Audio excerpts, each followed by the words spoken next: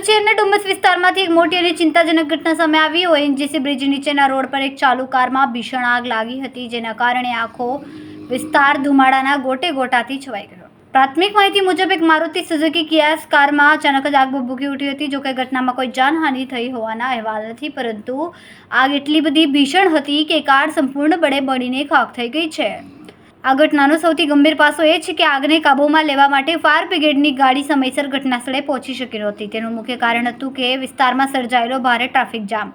Traffic જામના કારણે fire બ્રિગેડની ટીમને ઘટનાસ્થળે પહોંચવામાં વિલંબ થયો અને ત્યાર સુધીમાં કાર સંપૂર્ણ રીતે આગની લપેટમાં આવી ગઈ હતી। તે સંપૂર્ણ રીતે બળીને ખાખ થઈ ગઈ હતી।